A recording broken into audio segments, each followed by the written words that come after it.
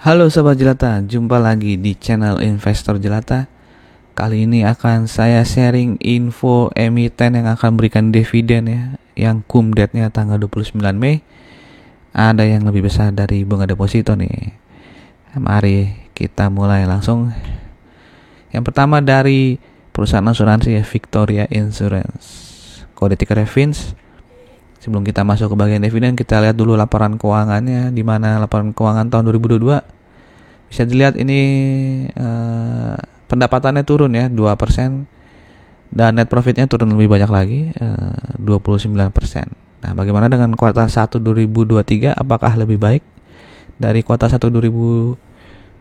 Bisa dilihat sini kuartal 1 revenue-nya 15,6% ya, yang berarti naik sekitar 67% nih dibandingkan kuartal 1 2022 yang hanya 9,3 miliar.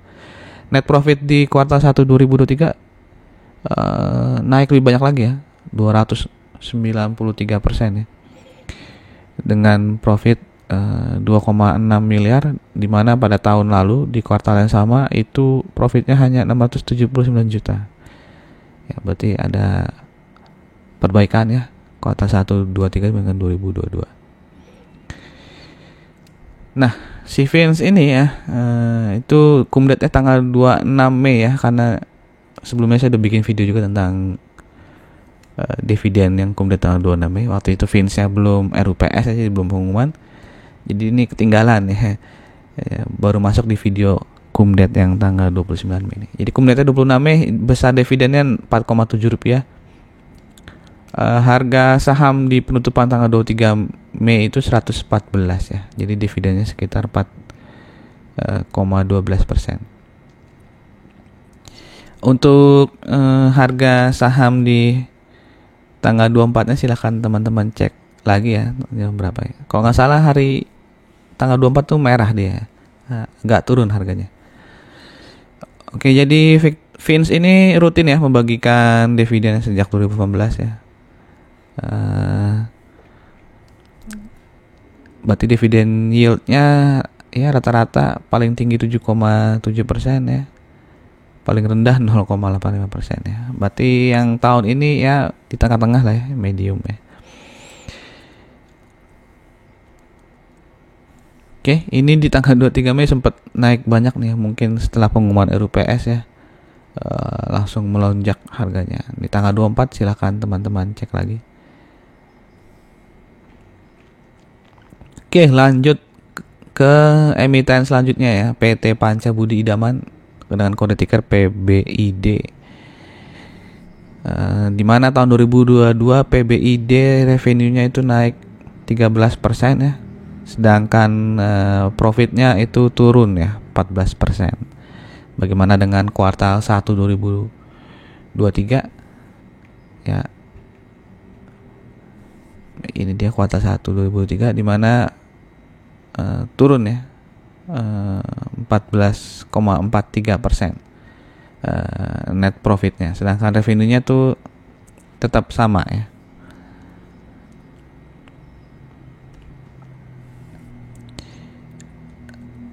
Nah, ini apa per PBV dan ROE ya dari PBID, di mana PR di tahun 2022 itu 8,48 ya, PBV-nya 1,21 dan ROE-nya 14,43%. Nah, kalau dari kuartal 1 2023 itu di annualize, ROE-nya menjadi 15,29%, PBV-nya masih 1,14 ya, turun lebih kecil, lalu PR-nya 7,58 ya. Jadi masih wajar ya dari rasio-rasio ini. Dan PBID ini juga DER-nya kecil ya, jadi lumayan bagus ini perusahaannya, tidak banyak hutang ya. Jadi DER-nya hanya 0,24 di tahun 2022. Analyze 2003 itu berarti hanya 0,18. Hanya 18% ya. Oke. Ini cum date-nya tanggal 29 Mei ya, dividennya sebesar 100 rupiah. Harga penutupan di tanggal 23 itu 1.600, sehingga dividen yield-nya 6,25%. Sama seperti yang tadi, silakan teman-teman cek harga closing di 24 Mei itu berapa gitu ya. PBID juga ini rutin ya membagikan dividen sejak 2015 dan 3 tahun terakhir nih ya, di atas 100 ya. Jadi lumayan nih untuk dividen hunter mungkin ya. Kalau mau koleksi di harga bawah gitu ya. Karena ini 3 tahun rutin 100, 110 dan 100. Jadi payout ratio-nya itu ya 50%-an lah ya dari laba itu dibagikan sebagai dividen. Dan dividen yield-nya nih ya bisa dilihat ya. 6% ya. Ya. Jadi dia rutin nih memberikan dividen jumbo nih ya, si PBID. Ini tadi nih saya bilang dividen jumbo lebih dari bunga deposito ya. Dan ini chartnya ya, sudah cukup lama ini sideways ya, sejak apa nih, Oktober tahun lalu ya, dia sideways bergerak tidak jauh-jauh ya dari harga 1.600 ya, 1.700. Oke, lanjut ke emiten selanjutnya ya, Pembangunan Jaya Ancol PJAA. Di mana revenue PJAA di tahun 2022 itu naik banyak ya, 146% naik ya dibandingkan pendapatan di tahun 2021 ya. Jadi orang sudah makin banyak ya ke tempat wisata nih, udah pastilah ya di tahun 2022 dibandingkan 2021. Ya, bisa dari sini ya, tahun 2020 dan 2021 ya growth revenue-nya tuh turun ya si PJAA ya, faktor pandemi ini pastinya. Bahkan sempat profitnya minus nih ya. Bukan profit nih berarti rugi ya di tahun 2020 ya. Tapi tahun 2021 juga masih merugi, tapi ruginya sudah mengecil. Nah, di tahun 2022 ini sudah menghasilkan profit ya. Sudah bukan rugi lagi tapi sudah profit 154 miliar. Oke, nah bagaimana kuartal 1 2023-nya ya? Ini per kuartal ya, bisa dilihat kuartal 1 22 masih minus profitnya. Nah, kuartal 2 2022 baru mulai profit ya. Nah, di tahun 2023 ya, kuartal 1 itu revenue-nya naik ya 70% dibandingkan kuartal 1 2022, dan profitnya jelas ya naiknya banyak karena di kuartal 1 tahun lalu itu rugi ya, bukan profit ya. Nah, tahun ini kuartal 1-nya sudah menghasilkan laba 45 miliar ya. Oke. Ini 45 miliar kalau dikali 4 ya. Kalau kita analis itu berapa tuh ya? 180 miliar ya. Nah, kalau kita bandingkan ke tahun 2022 154 miliar nih ya, berarti akan lebih bagus ya tahun ini ya. Kalau kuartal 2, 3 dan 4-nya performanya seperti di kuartal 1 2023. Oke. Oh, ini udah di-analyze di sini. Saya tidak ngelihat ya. Oke, di sini bisa dilihat ya. ROE analyze, kalau di analyze ya itu ROE-nya 10,98%, PBV 0,79 dan PR-nya 7,16 ya. Ini PBV-nya masih di bawah 1 nih PJAA ya. Oke, dengan DER ya 1,47 nih ya, berarti 147% ini DER. PJAA juga rutin ya membagikan dividen ya sebelum pandemi ya, tapi gara-gara pandemi dia 2020 sampai 2021 sudah tidak membagikan, absen ya. Baru mulai lagi nih membagikan dividen ya, karena tahun pas pandemi dia tadi itu ya rugi ya, bukan profit tapi rugi. Oke, dividen yieldnya ya ada di range kalau secara histori yaitu di 1% sampai 4,2% ya. Nah, tahun ini dia kumdate-nya 29 Mei, dividennya sebesar Rp29, harga saham di tanggal 23 Mei itu 805 sehingga dividen yieldnya 3,6%. Nah, ini tapi dia udah naik ya. Sudah uptrend nih sejak Maret ya harganya ya. Jadi teman-teman perlu memikirkan kembali ya kalau mau ngejar dividennya PJA nih, karena harganya sudah naik cukup banyak nih.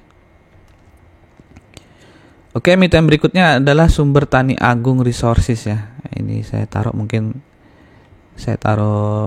profil perusahaannya, mungkin teman-teman ada yang belum tahu ya. Ini ada perusahaan terkait sawit ya, perkebunan kelapa sawit ya. Kode tikernya STAA. Perusahaan yang didirikan pada tahun 1970 ya, memiliki 13 perkebunan kelapa sawit, 9 pabrik kelapa sawit, 1 fasilitas penggilingan inti dan 1 pabrik ekstraksi di Sumatera Utara, Sumsel, Kalbar dan Kalteng. Oke, ini IPO-nya baru nih ya, 10 Maret 2022. Oke. Baru IPO udah bagi dividen. Mantap nih. Oke, kita lihat revenue-nya di tahun 2022 itu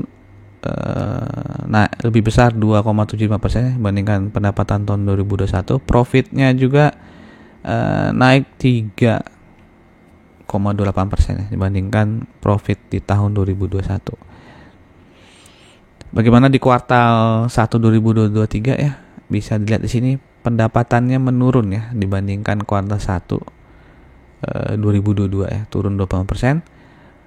Profitnya turun lebih banyak lagi ya, 66% ya.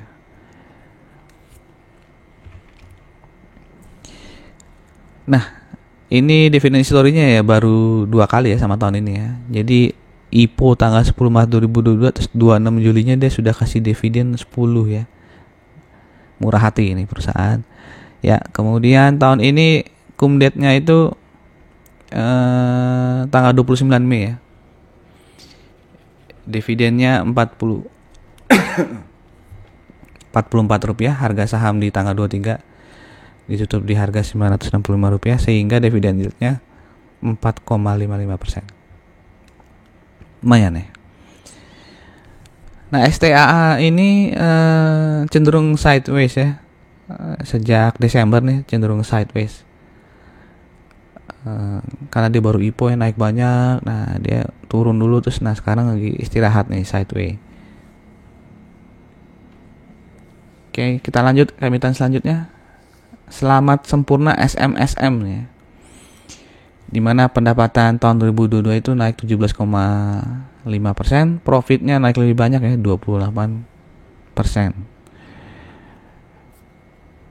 Nah, net income di tahun tahun 2023 kuartal 1 itu naik ya 17% dibandingkan kuartal 1 2022.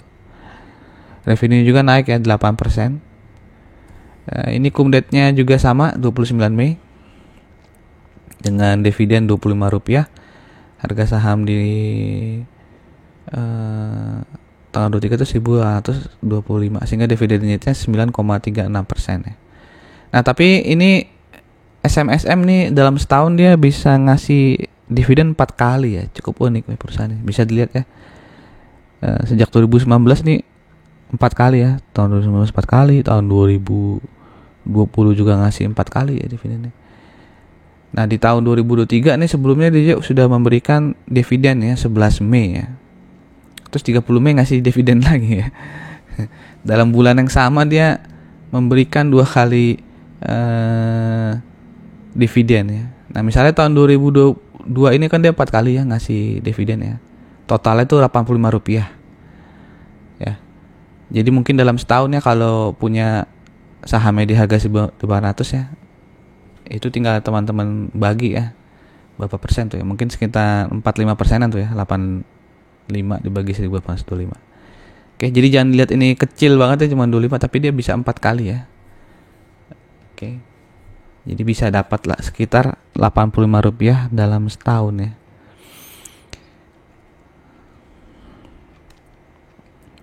Oke, tapi ini juga sedang uptrend ya. Ya, tadi sejak November dia sideways ya, di situ-situ aja harganya fluktuatif. Nah, di bulan Mei ini nih ya, sebelum dividen yang pertama di awal bulan Mei ya, dia udah naik banyak nih ya. Oke, silahkan teman-teman memikirkan lagi untuk membeli ya saham ini ya. Saya hanya sekedar sharing. Oke, demikian info saham yang akan memberikan dividen di tanggal 29 Mei plus tadi ada satu yang 26 Mei. Semoga berguna untuk teman-teman. Sampai jumpa lagi di video-video berikutnya. Salam jelas.